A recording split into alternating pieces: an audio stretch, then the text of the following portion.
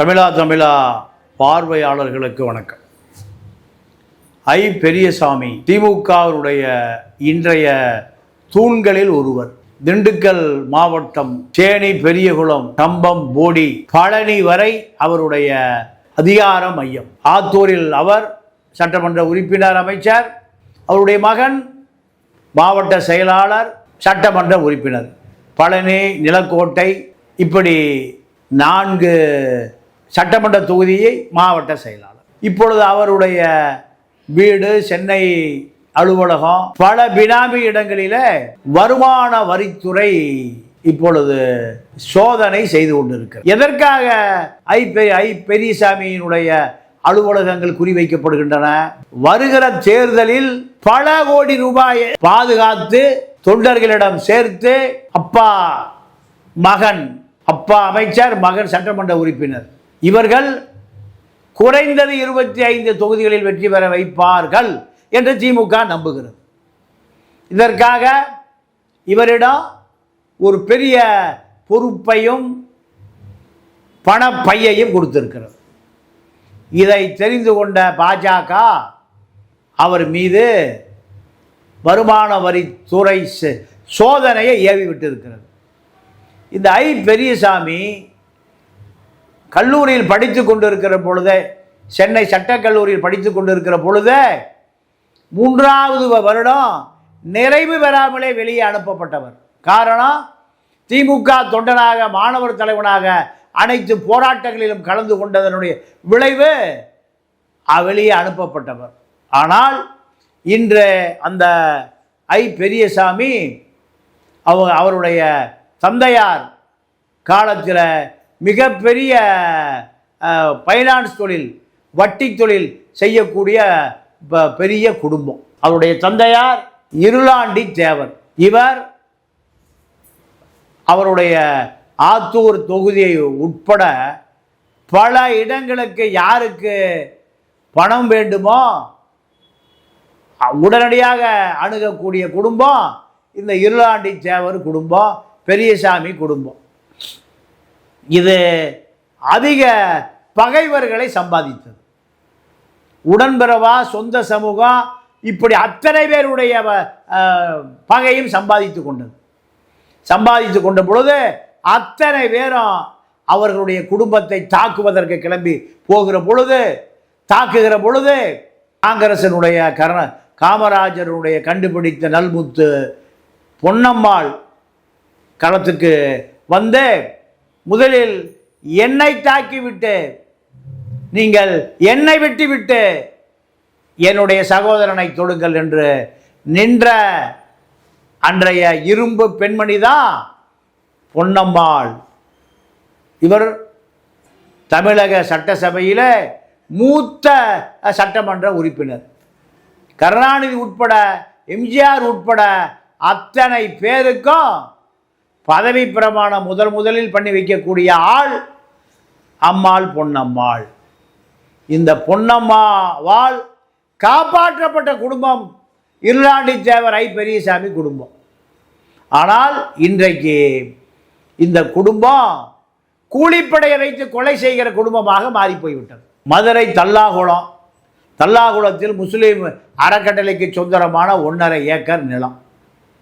இந்த 1.5 ஏக்கர் நிலத்தை 30 கோடி ரூபாய்க்கு விலை பேசி ஐபியினுடைய மகள் இந்திரா தன்னுடைய அடியாட்கள், கூலிப்படைகளை வைத்து விலை பேசுகிறார். ஆனால் அந்த அறக்கட்டளைக்கு சொந்தமான இடத்தை விற்பதற்கு ஜமால் முகமது அனுமதி மறுத்து எதிர்ப்பு தெரிவிக்கிறார். அவரை வழிக்கு கொண்டு வருவதற்காக பூங்கொடி என்ற பெண்ணை அவரை பாலியல் வலையில் சிக்க வைத்து அவர் கடத்தப்படுகிறார். ஜோதிடம் பார்க்க போகலாம் என்று கடத்தப்படுகிற மூளை பெரியசாமியினுடைய மகள் இந்திராவினுடைய மூளை. பல கோடி ரூபாய் சொத்து இருக்கு, பல ஏக்கர் நிலம் இருக்கு, பல 2000 ஏக்கர் நிலங்கள் இருக்கு. ஆத்தூரில் விசாகன் கலெக்டராக இருந்த பொழுது 2000 ஏக்கர் அரசு நிலங்கள், 200 ஏக்கர் வத்தலக்குண்டில் கணவாய்ப்பட்டி வில்லேஜில் 200-300 ஏக்கர், இப்படி பல நிலங்கள். கெங்குவார்பட்டியில் 100 ஏக்கரில் மண்புழு விவசாய மண்புழு உற்பத்தியாக அது வெளிநாடுகளுக்கு ஏற்றுமதி செய்யப்படுகிற ஒரு பெரிய தொழிற்சாலை. இப்படி பல கோடி ரூபாய். 30 ஆண்டு கால சட்டமன்ற உறுப்பினர், 30 ஆண்டு கால அமைச்சர், பல கோடி. இந்த பல கோடியும் பத்தாது என்று மகள் இந்திரா கூலிப்படையை வைத்து ஜமால் முஹைதீனை கொன்று சாக்கிலே கட்டி கொடைக்கானல் மயிலாடும்பாறையிலிருந்து உருட்டி விடப்பட்டு அந்த வழக்கு காவல்துறையை கையூட்டு கொடுத்து சரி கட்டி வழக்கு பதியப்படாமலே தப்புவதற்கான முகாந்திரத்தை அமைத்து கொடுத்தவர் இந்த ஐ பெரியசாமி தன்னுடைய மகளுக்கு. ஜெயலலிதாவுடைய கவனத்திற்கு சென்று 1 மாத காலம் புகார் எடுக்க காவல்துறை அஞ்சுகிறது. ஏழை எளியவனுக்கு காவல்துறை கிடையாது. வசதி படைத்தவ ஏழைகளை ஒடுக்குவதற்காக ஆங்கிலேய சட்டப்படி, பிரிட்டிஷ் ஆட்சிப்படி அடிப்படை மக்களை வஞ்சிப்பதற்காக உருவாக்கப்பட்ட காவல்துறை என்று நாம் மீண்டும் நினைவுபடுத்துகிறோம். நடப்பது ஜனநாயக ஆட்சியா, மக்களாட்சியா, நீதிமன்றத்தின் ஆட்சியா? இதையெல்லாம் சிந்தித்து பார்க்கக்கூடிய நிலைமையில் இருக்கிறோம். நீதியரசர் கிருபாகரன் இதில் தலையிட்டு இதை கடுமையான நடவடிக்கை எடுத்ததுக்கு பிறகுதான் இந்திரா உட்பட குற்றவாளிகள் அத்தனை பேரும் சிறை கொட்டடியிலே அடைக்கப்பட்டார்கள். உமாராணி, இந்திரா, பழனிவேல், அதே போல சங்கர், பாலமுருக, மாரிமுத்து, மகேந்திரவர்மன், இப்படி பல பேர் கைகால்களை கட்டி ஒருவனை கொலை செய்கிற அளவுக்கு மனிதாபிமானமே இல்லாமல் போகிற ஒருவர் எப்படி 6 முறை அமைச்சராக சட்டமன்ற உறுப்பினராக இருக்கிறார்?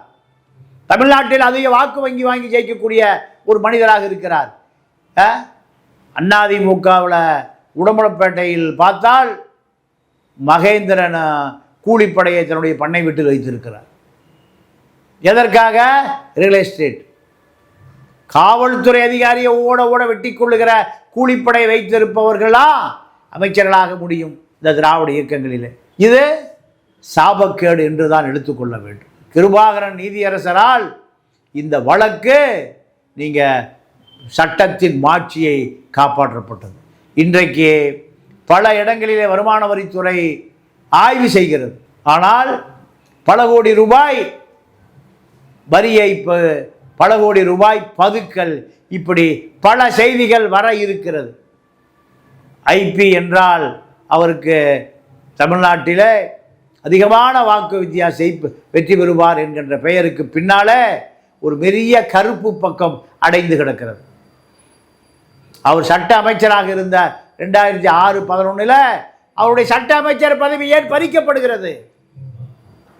பிரஸ் கிளப்பில் இருக்கக்கூடிய 35 கிலோ உடலை வைத்திருக்கக்கூடிய அசத்துல்லா, மோடி எங்கே கோட்டு சூடு தைக்கிறாரோ அங்கேயே தைத்து போடுகிற அசத்துல்லா, ராஜா என்ற ஐ பெரியசாமியினுடைய முன்னாள் பிஏ, 2 பேரும் இரவு 9 மணியானால் தங்களுடைய உல்லாச ஊர்தியில் கொஞ்சம் குமரிகளோடு, கோடம்பாக்கம் நடிகைகளோடு அவர்கள் போகிற இடம் நான் சொல்ல விரும்பவில்லை. இதுதான் சாதனை, ஐபியின் சாதனை. இதுதான் சிறந்த அமைச்சருக்கான அழகு. கூலிப்பட ஒரு பக்கம், ராஜாவும் அசத்துல்லாவும் வேறு வேலை ஒரு பக்கம்.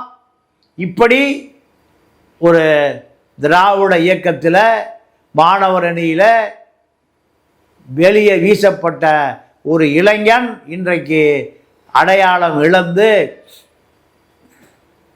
பல கோடி சொத்துக்கள் இருந்த பொழுதும் தன்னுடைய மகளை பார்ப்பதற்கு மதுரை சிறைச்சாலையிலே கண்ணீர் விடுகிறார். ஜெயலலிதா முதலமைச்சராக இருந்த காரணத்தினால வழக்கு பதிவு செய்யப்பட்டது.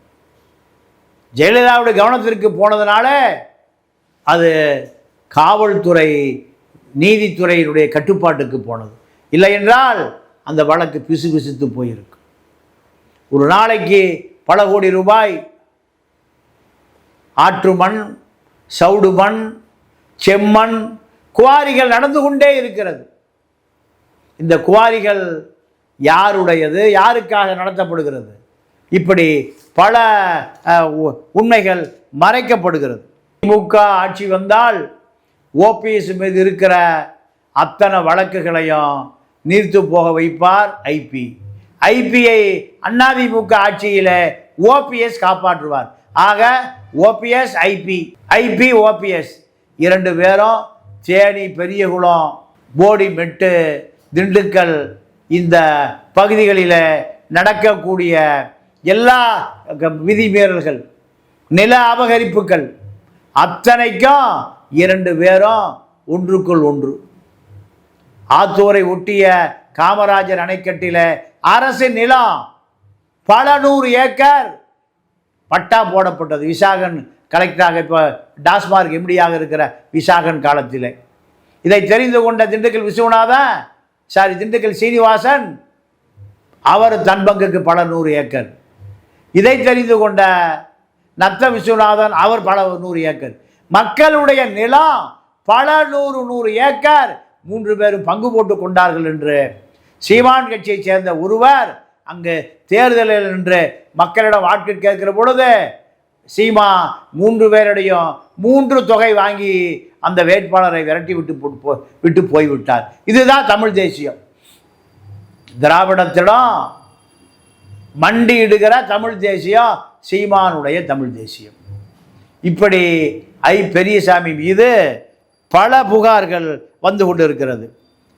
அந்த புகாரில் பல விஷயங்கள் மறைக்கப்பட்டு விட்டது. பழனியை ஒட்டி நடக்கிற செங்கல் சூளைகள் அத்தனையுமே பெரியசாமி, சக்கரபாணி 2 பேரும் கிராவல் மண் ஐபியினுடைய அக்கால் மகன் பிரபாகர் மூலம் கோடிக்கணக்கான ரூபாய் வசூல் செய்யப்படுகிறது. இந்த செங்கல் சூளைகள், பல செங்கல் சூளைகள் அரசு அதிகாரிகள் அனுமதி கொடுத்தாலும் ஐபி குடும்பத்தினுடைய அதிகாரத்தை பெற்றால்தான் செங்கல் சூளை நடத்த முடியும் என்கின்ற நிலை.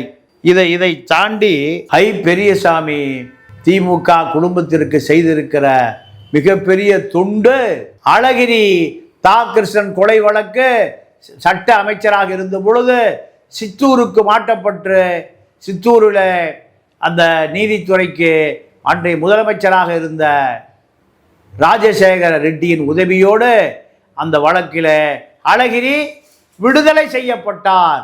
கருணாநிதி குடும்பம் பெரியசாமிக்கு பல ஆண்டு காலம் நன்றி கடன் செலுத்த வேண்டும்.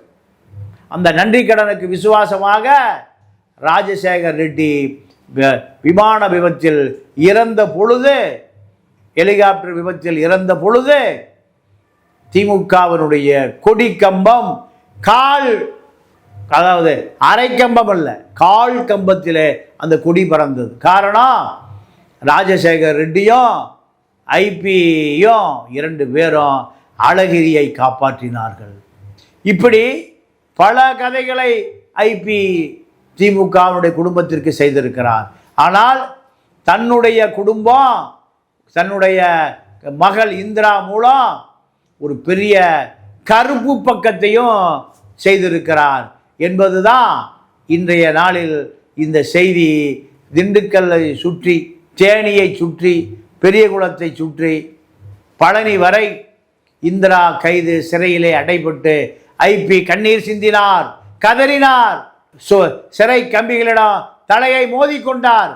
இப்படியெல்லாம் செய்திகள் அந்த நேரத்தில் பெரிய அளவில் செய்திகள் எல்லாம் பத்திரிகை வாயிலாக மக்களிடம் கொண்டு போய் சேர்க்கப்பட்டது. மீண்டும் சந்திப்போம். நன்றி, வணக்கம்.